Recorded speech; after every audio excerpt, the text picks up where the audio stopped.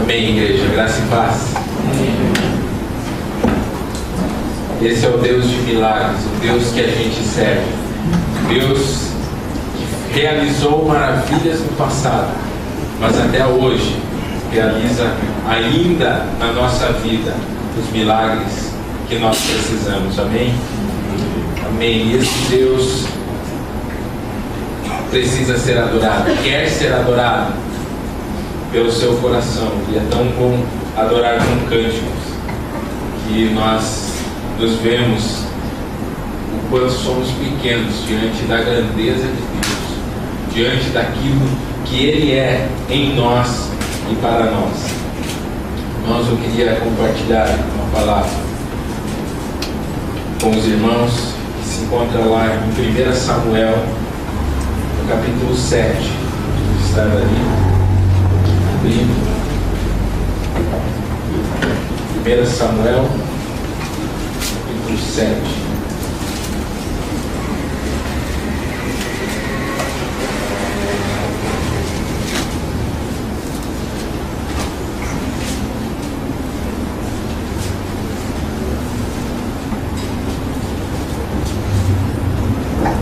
Capítulo 7, versículo 3 até o versículo 12. Um texto um pouco maior, mas vamos estar lendo ele todo.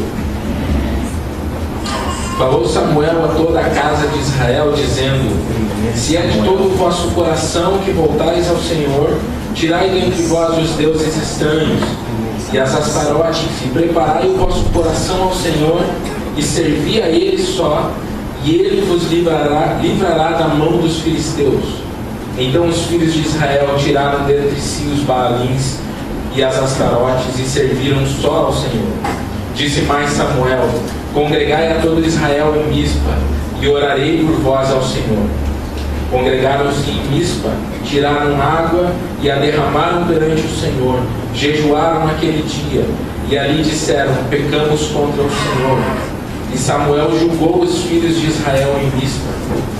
Quando, pois, os filisteus ouviram que os filhos de Israel estavam congregados em Mispa, subiram os príncipes dos filisteus contra Israel. O que, ouvindo os filhos de Israel, tiveram medo dos filisteus. Então disseram os filhos de Israel a Samuel: não cesses de clamar ao Senhor, nosso Deus, por nós, para que nos livre das mãos dos filisteus. Tomou, pois, Samuel um cordeiro que ainda mamava e o sacrificou em holocausto ao Senhor. Clamou Samuel ao Senhor por Israel, e o Senhor lhe respondeu. E enquanto Samuel oferecia o holocausto, os filisteus chegaram à peleja contra Israel. Mas trovejou o Senhor aquele dia com um grande estampido sobre os filisteus, e os aterrou de tal modo que foram derrotados diante dos filhos de Israel. Saindo de Mispa, os homens de Israel perseguiram os filisteus e os derrotaram até abaixo de Bet-Car. Tomou então Samuel uma pedra e a pôs entre Mispa e Sem, e lhe chamou Ebenezer, ou Ebenezer, e disse: até aqui nos ajudou o Senhor. Pai, em nome de Jesus, nós mais uma vez queremos adorar o Teu nome, Pai, porque o Senhor é a nossa pedra de ajuda. Até aqui o Senhor tem nos ajudado, Pai, e nós estamos chegando ao final de mais um ano, onde nós podemos, Senhor, ter passado por lutas e provas, Senhor, mas podemos dizer: Ebenezer, até aqui o Senhor tem nos ajudado. E nós aqui entregamos, Senhor, esta palavra, Senhor, para que o Senhor ministre no coração de cada um, e que o Senhor e o Teu Santo Espírito venham a ministrar aquilo que vem de encontro a cada necessidade, Senhor, de cada coração, porque eu não conheço, Senhor, o coração dos meus irmãos aqui, mas o Senhor sonda todos os corações aqui presentes e sabe, Senhor, o que precisa, Senhor, ser tocado ali. E por isso é isso que eu peço ao Senhor, que com o Teu Santo Espírito ministre ao coração de cada um conforme a Tua vontade. Em nome de Jesus aqui oramos. Amém. Amém.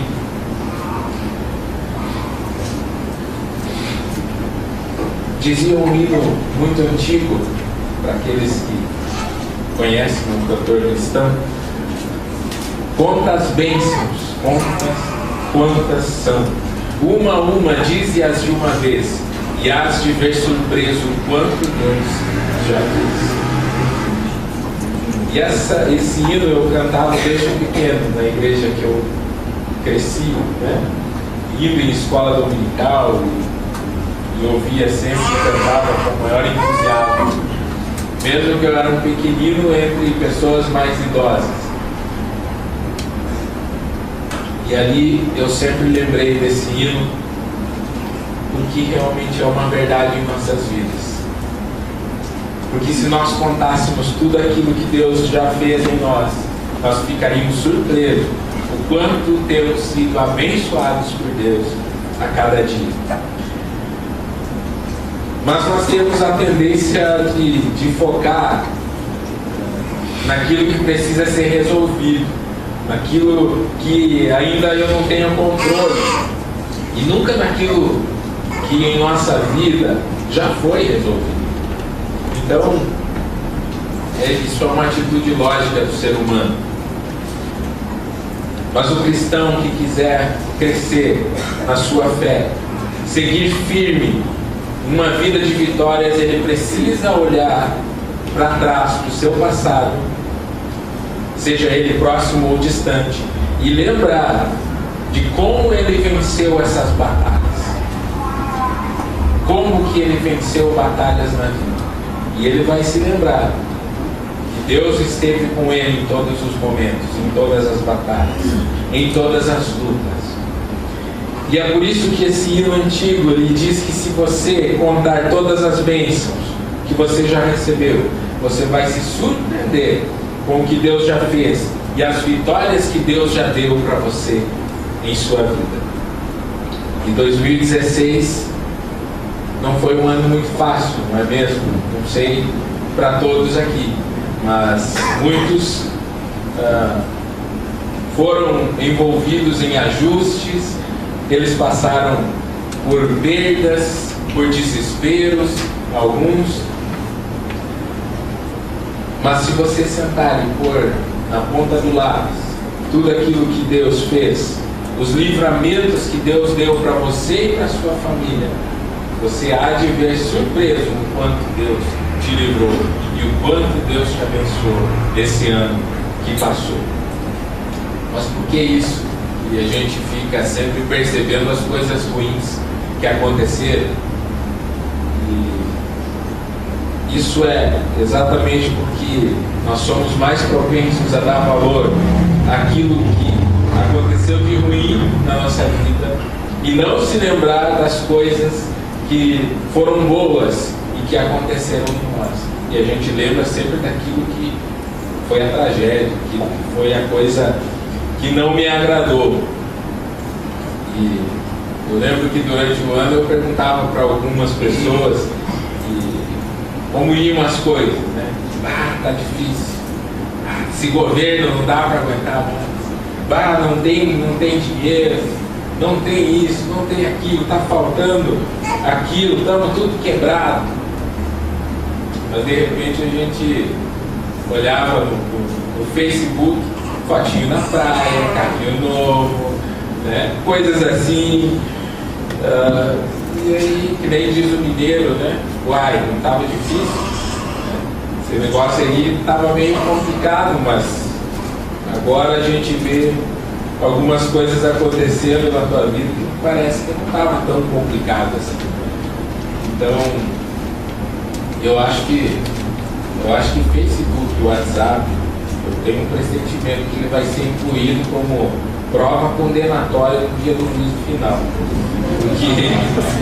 O que se entregam ali, meu irmão, não é fácil. Mas esse não é o foco. Vamos voltar aqui. E, enfim, a questão é que o foco da nossa vida parece que se torna tragédia. Parece que se torna aquilo que não saiu como eu queria. E aqui nós lemos esse texto onde ele acaba com Samuel dizendo botando uma pedra no lugar de vitória de Israel e dizendo: Ebenezer, até aqui nos ajudou o Senhor. Ebenezer quer dizer pedra de ajuda. E isso aqui eu acho tão interessante, porque eu sempre esqueço que até esse exato momento, na minha vida, até aqui, ao falar aos irmãos, o Senhor está me ajudando. Ele me ajuda a respirar, Ele me dá fôlego de vida. E eu às vezes esqueço. E nesse texto, Israel passava por uma situação complicada. De novo, os filisteus se levantavam contra ele, e era um problema muito sério no coração de Israel. Coração de Israel. Porque algo fazia com que eles desanimassem dessa batalha. Eles não queriam, estavam com medo. Eles chegaram a clamar, né, para Samuel, como a gente leu ali: olha, você continua orando aí por nós, porque eles vieram contra nós. E agora nós estamos com medo. Mas isso ocorreu porque alguns momentos antes, e depois a gente vai ver, Israel enfrentou os filisteus. E nessa batalha, com 4.000 homens, ele foi pelejar num lugar chamado, numa vila chamada Ebenezer. Não é o mesmo daqui, mas é a vila que se chamava Ebenezer. E ele pelejou com 4.000 homens contra os filisteus e foi aniquilado. E aí depois ele peleja de novo naquele mesmo lugar contra os filisteus com 30.000 homens. E 30.000 homens caíram de Israel. E o coração de Israel não conseguia ver outra coisa senão medo, derrota, pavor e morte. E era por isso que ele estava apavorado. E ele clamava a Samuel para que ele gritasse ao Senhor e pedisse socorro. Mas também havia um homem chamado Samuel. Um homem, juiz de Israel, o último juiz de Israel. Um homem consagrado desde menino. A vida dele era um milagre. A vida dele era um milagre. E ele sabia dos feitos de Israel. Nós cantamos aqui tantos milagres que o Senhor fez, que Deus fez. Ele abriu o mar, Ele curou, Ele fez tantos prodígios e milagres. E Samuel lembrava disso. Samuel tinha isso no coração dia após dia. E ele não ficou olhando para as derrotas. Samuel não olhava para as derrotas. Samuel sabia que Israel tinha sofrido, que tinha sido derrotado. Mas ele chama o povo a voltar para o Senhor, a voltar o seu coração para o Deus que derrama bênção sobre o seu povo e que dá a vitória ao seu povo. Samuel sabia que a visão espiritual do povo estava bloqueada, porque a visão espiritual de Israel só conseguia enxergar a derrota, medo e pavor. E Samuel também sabia o porquê que eles não conseguiam enxergar. Isso se encontra lá no versículo 13, onde Samuel chama a esse povo a voltar. E ele diz assim: se é de todo o vosso coração que voltais ao Senhor, tirai dentre vós os deuses estranhos e as astarotes, e preparai o vosso coração ao Senhor, e servi a Ele só, e Ele vos livrará das mãos dos filisteus. O coração do povo de Israel estava cheio e contaminado por outros deuses. Deuses estranhos e astarotes. Astarotes é o plural de Astarte, é uma deusa da fertilidade que era considerada a esposa de Baal. A gente escuta muito no Velho Testamento que era um deus adorado, né, pelos povos pagãos. E isso tinha contaminado o coração de Israel, a tal ponto que o culto que eles prestavam era um pouco a Deus, um pouco a esses deuses estranhos, a essas estátuas que eles levantaram entre o seu povo. E esse era o principal motivo pelo qual o povo não se lembrava das vitórias que Israel já havia tido no Senhor Deus, do Deus que tinha tirado ele de Israel. E por isso que eles viviam com medo de serem derrotados novamente nessa batalha que se levantaram, porque o coração deles não conseguia ver. Irmãos, muitos cristãos podem até dizer que não tem deuses, que não adoram outros deuses, somente a esse Deus. Mas eu quero chamar a atenção a um detalhe, porque nós não possuímos imagens de Deus em nossa casa ou para nós, mas muitos cristãos tornaram deuses os seus hobbies, tornaram deuses os seus recursos, os seus bens, o seu carro, o seu trabalho, a ponto de esquecer as bênçãos que o Senhor derramou sobre ele a vida inteira. Tornou deuses aquilo que se tornou, que tomou o lugar de Deus na sua vida.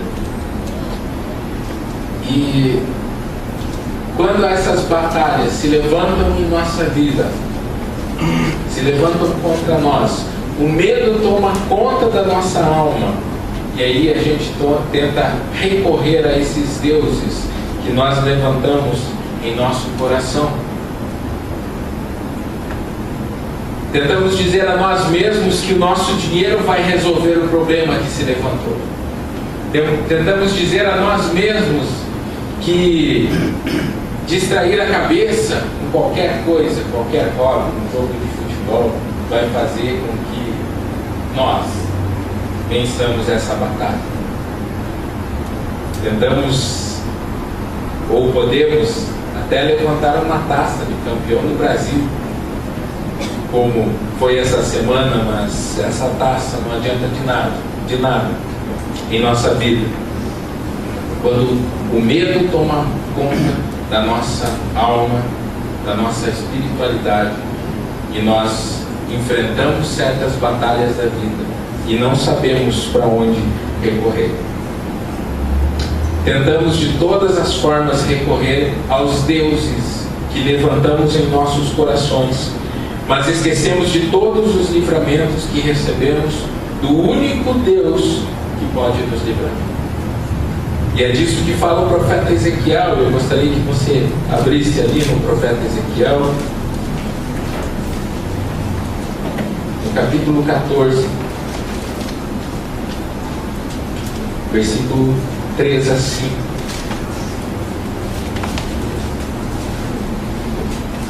Diz algo muito importante aqui. Hoje o povo de Israel não perdeu a sua mania de criar deuses para si. Ezequiel capítulo 14,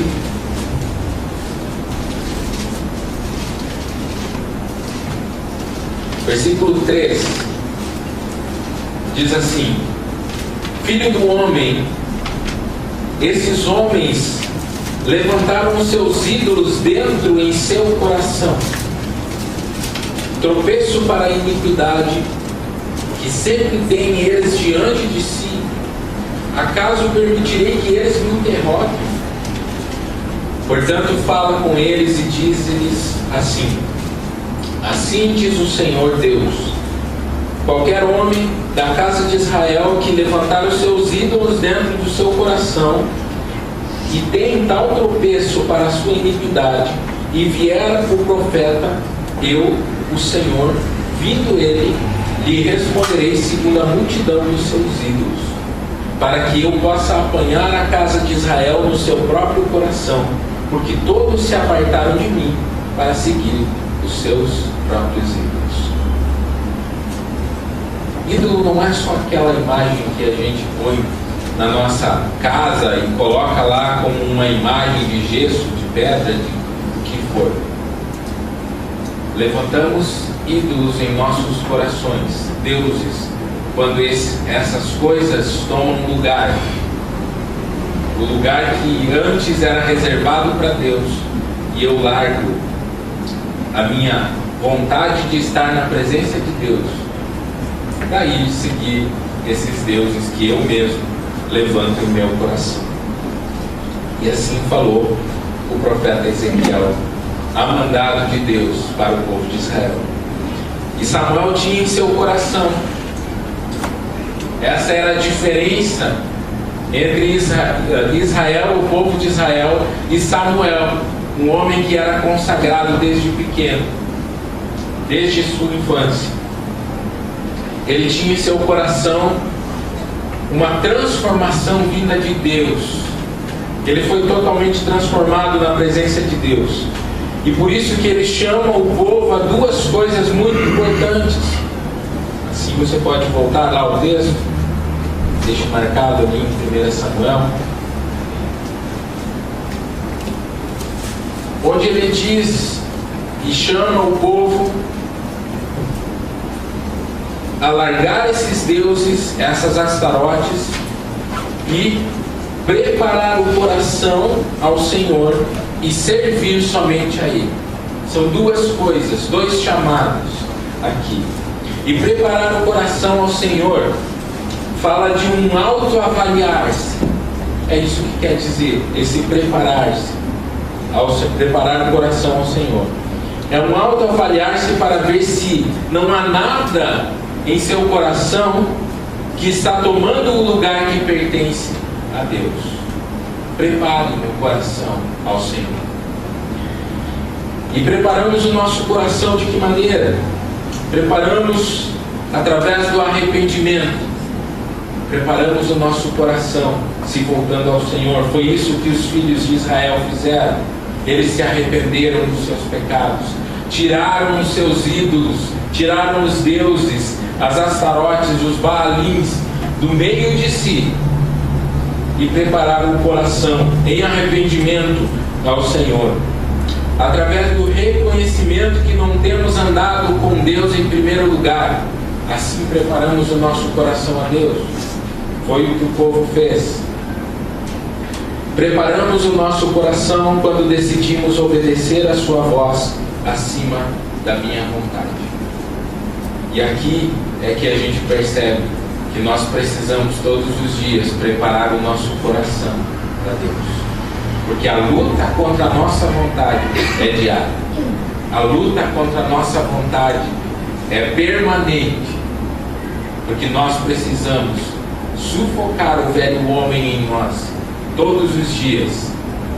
A cada dia matamos um leão, como diz o ditado. E assim precisamos andar na fé. E ele chama o povo a preparar o coração ao Senhor e chama também a servir a Ele somente, porque o povo que fazia servia a outros deuses junto com o serviço a Deus. E é claro que Deus não aceitava. Quando eu deixo de servir a Deus, há consequências. Quando eu sirvo ou divido o meu servir a Deus, eu deixo de servir a Deus para servir a mim mesmo. Eu estou destinado a confiar em mim mesmo para resolver os meus problemas. Quando eu deixo de servir a Deus, eu passo a servir a mim mesmo, a servir na minha vontade. E aí acontece que eu tento vencer as minhas batalhas por mim mesmo. E aí o que acontece? O medo toma conta da minha alma, assim como tomou conta do povo de Israel, que tinha que dizer: me socorre, Samuel, ora por nós. Quando eu passo a servir o dinheiro, eu passo a confiar nele, eu passo a confiar no que ele pode fazer e não no Deus que provê todas as coisas na minha vida. E aí quando o dinheiro acaba, o que acontece? O pavor me domina. Deuses que eu levanto dentro em meu coração. Nós precisamos entender que o chamado de Deus para a nossa vida, ele consiste em algo muito claro. Não há lugar para duas vontades dentro do seu coração.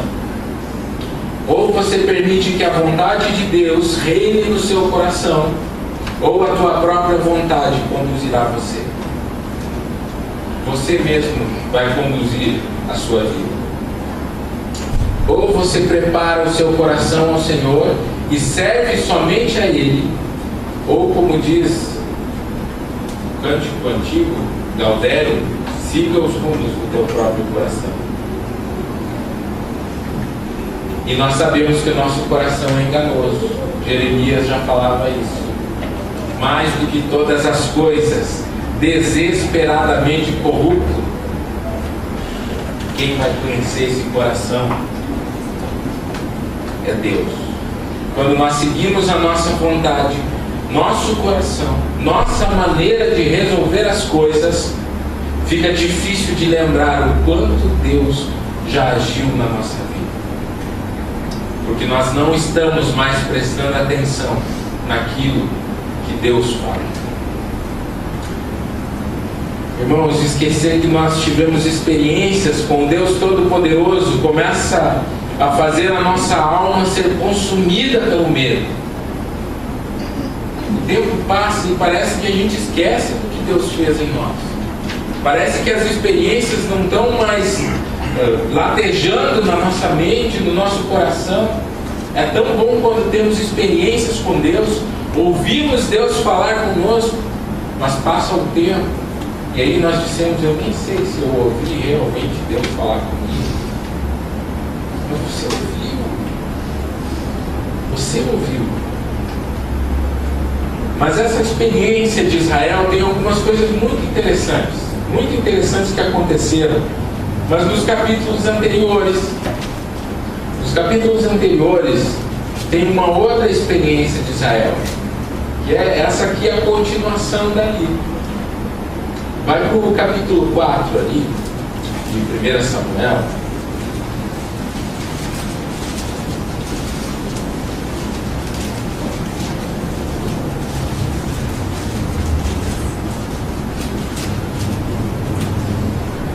No capítulo 7 nós vemos o quanto Samuel se deposita em Deus e confia em Deus para vencer a batalha. Tanto que ele chama o povo a voltar ao Senhor.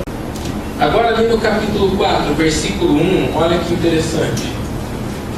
Mais uma vez Israel se coloca diante dos filisteus para a batalha. E ali diz assim: veio a palavra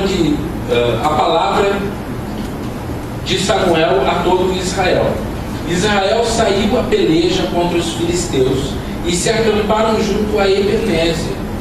E os filisteus se acamparam junto a Efec, ou Afec. Até aqui.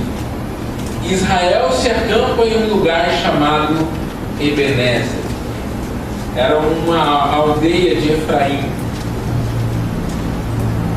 Mas aqui o coração dele estava tomado por Astarotes e Baalins, e ele não conseguia ver o Ebenezer, a pedra de ajuda que era o Senhor. E ele não lembrava de mais nada, do que o Senhor tinha feito. Ebenezer significa pedra de ajuda. Mas quando Israel está nessa aldeia, ele não se prostra diante de Deus. Ele não lembra dos feitos de Deus no meio do seu povo. Pelo contrário, ele tenta vencer a batalha da sua maneira, com o seu coração, com os próprios recursos. Aí o que ele faz? Ele envia 4.000 homens. Vamos vencer essa batalha. 4.000 homens perderam a batalha. Aí o que acontece? Acontece algo muito interessante. No versículo 3 de Samuel 4, olha o que diz ali: voltando o povo ao arraial, disseram os anciãos de Israel, depois de eles terem perdido com 4.000 homens: por que nos feriu o Senhor hoje diante dos filisteus?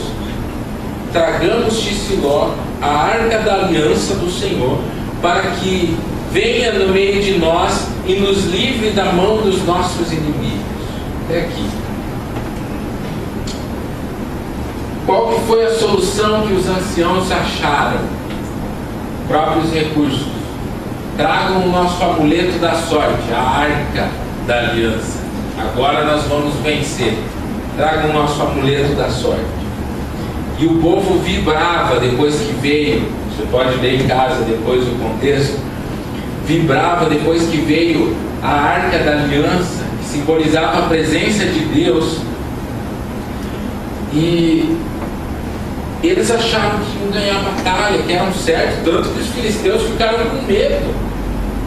Mas teve alguém lá no meio dos filisteus que disseram: não tenham medo, vão contra Israel na batalha que vocês vão ganhar. Sabe o que acontece? 30 mil homens morrem. A arca é roubada pelos filisteus, o maior símbolo da presença de Deus a Israel. E o pavor tomou conta dos que ficaram vivos. E eles fugiram da presença dos filisteus de volta a uma aldeia chamada Ebenezer. Eles não conseguiam ver a pedra de ajuda. Por quê?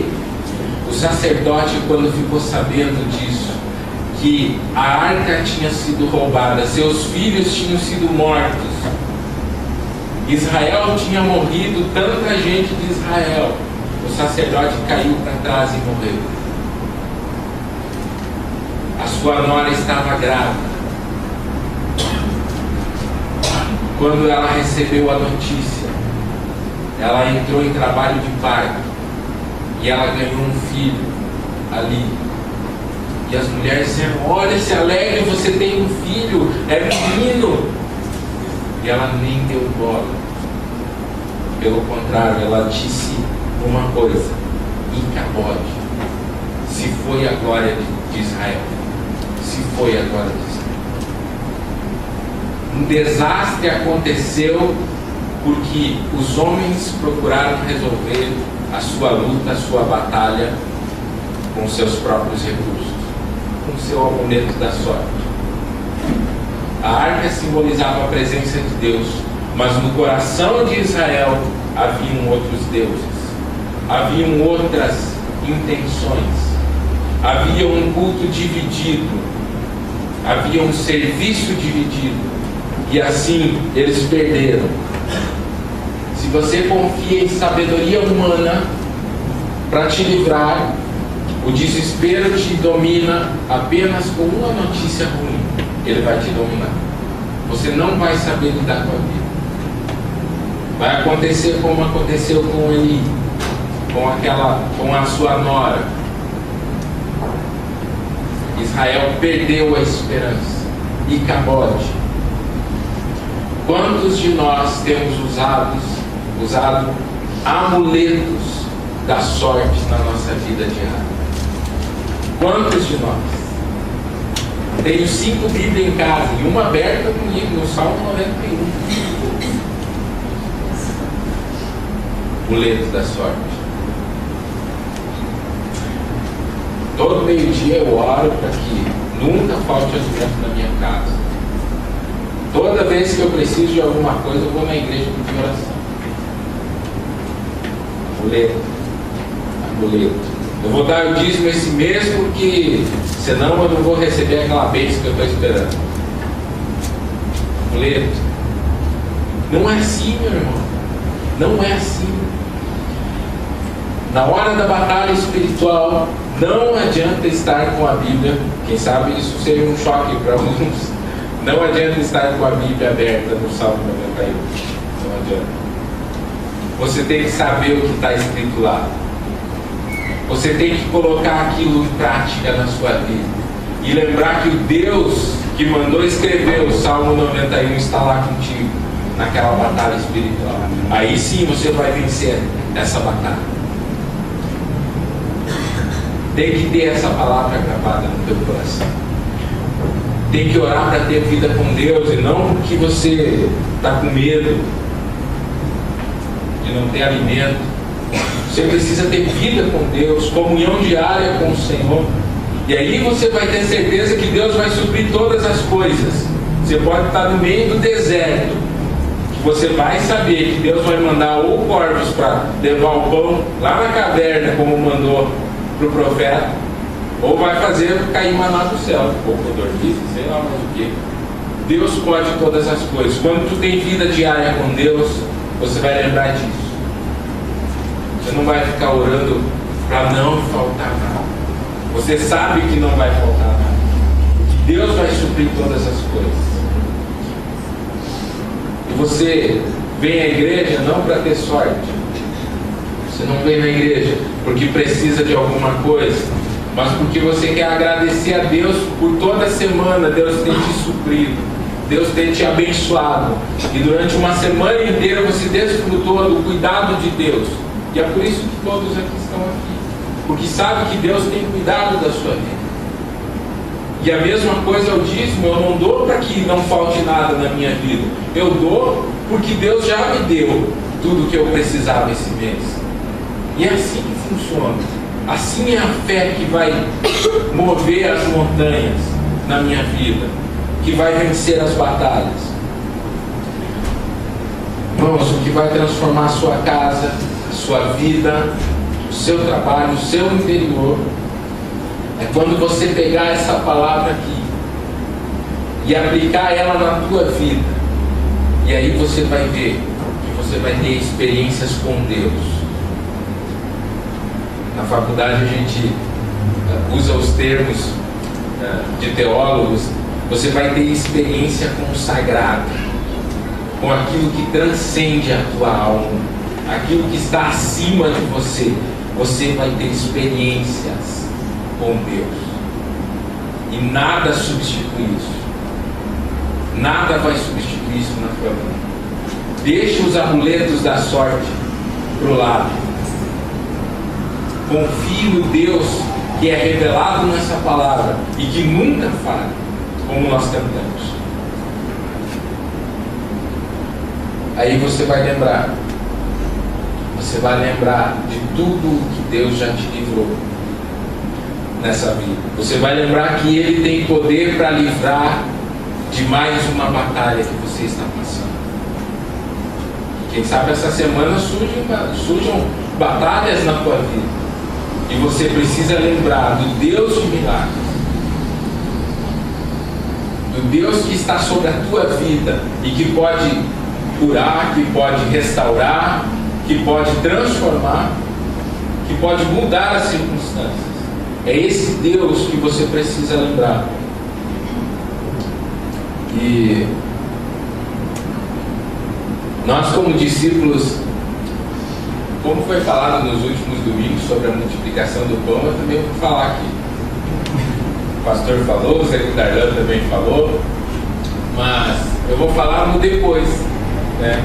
Depois que aconteceu. E eu achei muito engraçado, porque eu lembrei enquanto eu fazia a mensagem, e eu entendi de Deus que eu devia lembrar desse episódio.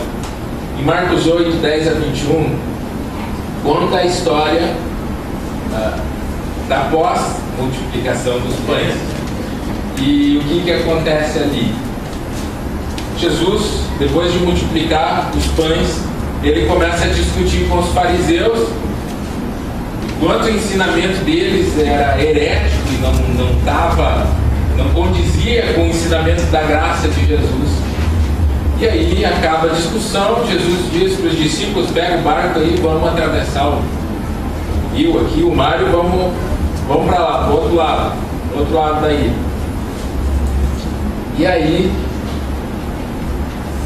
Jesus já havia feito 2 multiplicações aqui, uma para 5.000 homens e outra para 4.000 homens. Houve 2 multiplicações de pães, um total de quase 5.000 pessoas por aí, que eram só homens, não contavam mulheres e crianças. Pensa na quantidade de pão. A mesma coisa, 5 pães, 2 peixes. Os discípulos pegam um barco para ir com Jesus, e os discípulos não levam pão para comerem na viagem.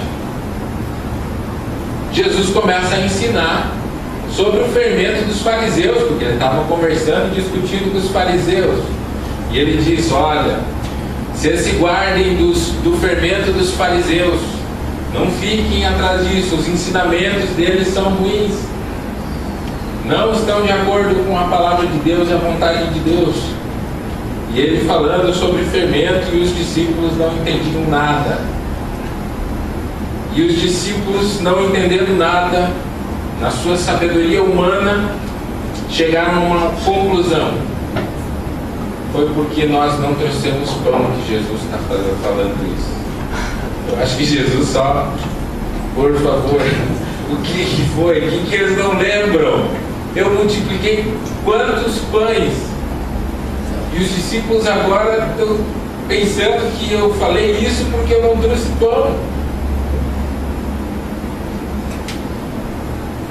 Eles tinham acabado de sair de uma multiplicação de pães. E eles já tinham esquecido do milagre que o Senhor tinha feito na vida deles. Como é difícil quando nós não lembramos de tudo o que o Senhor já fez em nossas vidas. Como é difícil. Porque nós temos a tendência de olhar para as coisas ruins e dizer: ah, Senhor, como eu queria que você me livrasse. Como eu queria ver o milagre do Senhor. E nós não lembramos dos milagres, porque nós temos os nossos amuletos da sorte. Irmãos, nós não precisamos de amuletos da sorte. Nós precisamos depositar o nosso coração em confiança no Senhor, porque Ele restaura a nossa sorte. Se você ler a palavra de Deus, você vai perceber isso, que não uma vez Ele diz que Ele restaura a sorte do seu povo. E é assim que a gente precisa andar. Enquanto o povo temia diante dos filisteus, voltando lá a Samuel, um homem que teve o coração transformado pela presença do Senhor, ele clamava a Deus pelo livramento. Ele não estava com medo, ele sabia a quem recorrer no meio daquela batalha. E ele intercedia. Mas por que ele sabia e ele podia fazer isso? Porque ele aprendeu a temer o Deus que era Deus sobre todos os deuses, e não dividiu o seu coração. Porque ele não se apartava do templo do Senhor. Sua mãe, no seu anseio de ter um filho, fez uma promessa ao Senhor e cumpriu. Assim que o nenê desmamou, diz a palavra de Deus, ela entregou o templo para que ele vivesse na presença do Senhor. E assim Samuel crescia, a palavra de Deus diz, crescia todos os dias, ele crescia, e o Senhor era com ele. E nenhuma das palavras que Samuel dizia se perdia, caía por terra. Todas o Senhor cumpria, porque ele estava conectado com Deus, porque ele sabia quem era o seu Deus. Ele não se apartava do templo do Senhor. Samuel aprendeu a ouvir a voz de Deus. Ele não se apartava da lei do Senhor e meditava nela dia e noite, assim como o salmista fala. E assim ele sabia que o Deus Todo-Poderoso iria livrar um povo que se voltasse de todo o coração para Deus. Por isso que ele inicia essa fala dizendo, no capítulo 7, se é de todo o coração que vocês estão se voltando para o Senhor, preparem o coração e sirvam somente a Ele. Parem de dividir o serviço ao Senhor. E é por isso que depois de vencer a batalha, lá no capítulo 7, Samuel pegou uma pedra, cravou naquela terra, entre aqueles dois lugares, onde Deus deu a vitória àquele povo, a um povo arrependido, que tirou do meio de si os deuses e Baalins, e nomeou aquela pedra Ebenezer. Até aqui nos ajudou o Senhor. Agora o povo reconhecia quem tinha dado a vitória a eles. E Samuel, mesmo assim, depois da vitória, e é por isso que nós precisamos nos espelhar em Samuel. Vá para o capítulo 7. Depois da vitória, versículo 15, diz assim: e julgou Samuel todos os dias de sua vida a Israel. Ele cumpriu o seu chamado. 16. De ano em ano fazia uma volta, passando por Betel, Gilgal e Mispa, e julgava Israel em todos esses lugares.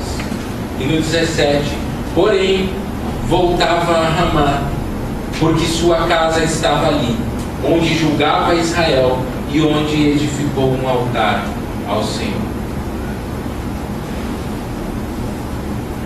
E é assim que nós precisamos ser, irmãos. Homens e mulheres que lembram quem é o seu Deus e o que Ele pode fazer.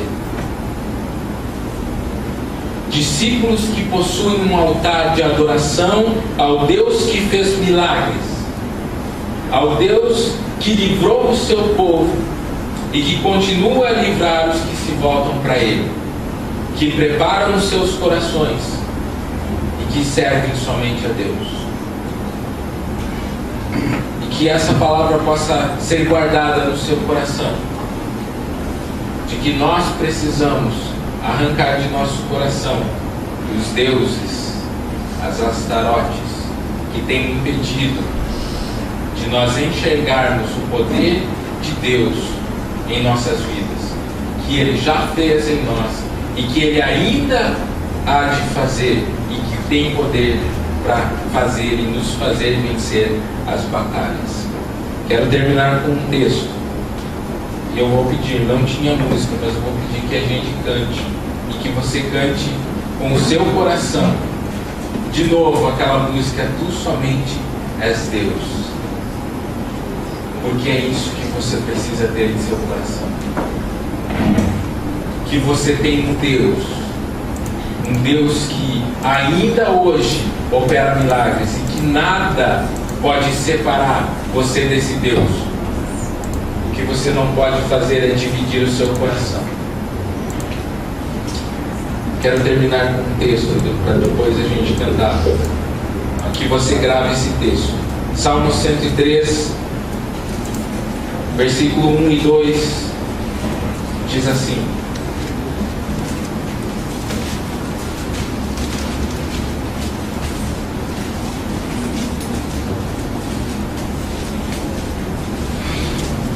se você abriu, pode se colocar de pé para nós cantarmos, e que você grave esse versículo. Esse versículo se resume em uma palavra: Ebenezer. Bendiga ao Senhor a minha alma, bendiga ao Senhor todo o meu ser, bendiga ao Senhor a minha alma, não esqueça de nenhuma de suas bênçãos. Não se esqueça, meu irmão, daquilo que Deus já fez na tua vida. Ele é Deus presente em nós a cada dia. Amém? Está cantando.